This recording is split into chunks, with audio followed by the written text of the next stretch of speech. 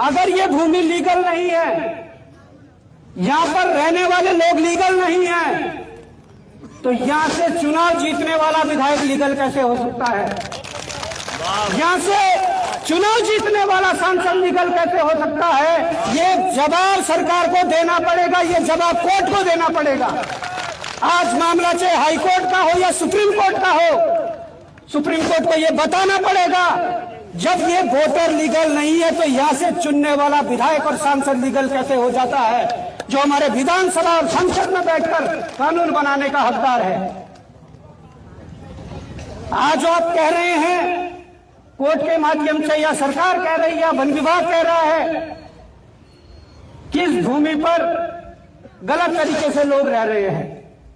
जब आज इस भूमि पर गलत तरीके से लोग रह रहे हैं तो तब तुम्हारा वन विभाग कहां सोया हुआ था, तब सरकार कहां सोई हुई थी जब यहां सड़कें बन रही थी?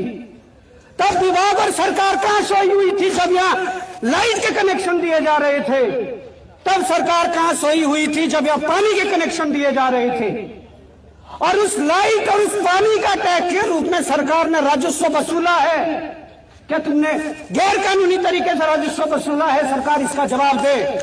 कोर्ट इस तथ्य को रखे, कोर्ट इस तथ्य पर बात करे कि सालों साल से जहां से पानी के रूप में हो, बिजली के रूप में हो, जहां से राजस्व वसूलने का काम सरकारों और विभागों ने किया, क्या वो सही किया या गलत किया?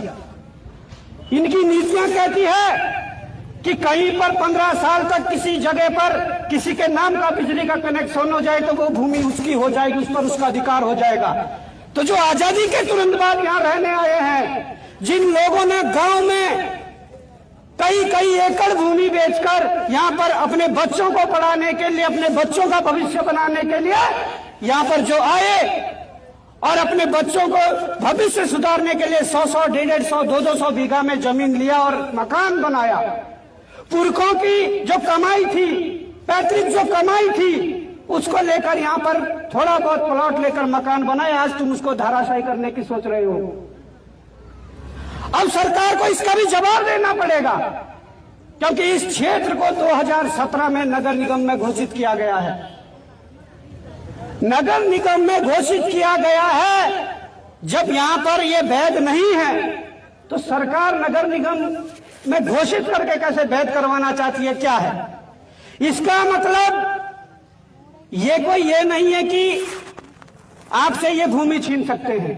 हम लोगों को लड़ना पड़ेगा, मिलकर लड़ना पड़ेगा।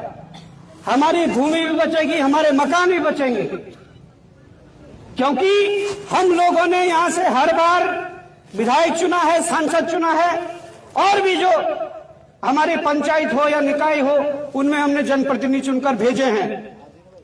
तो साफ सीधी तौर पर यह बात है कि यहां पर अगर हम अवैध हैं तो वो लोग वैध नहीं हो सकते जो आज 4-4, 5-5 बार विधायक बन गए, सांसद बन गए।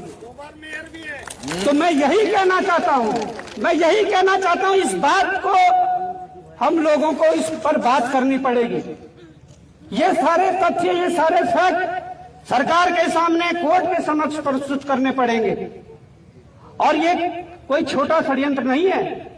इस बात को जिसे नोट करना है नोट कर लीजिए। ये इतना बड़ा षड्यंत्र है, ये इतना बड़ा षड्यंत्र है कि ये हम लोगों से इस भूमि को छीनकर अडानी और अंबानी को देना चाहते। इस बात को नोट कर लीजिए।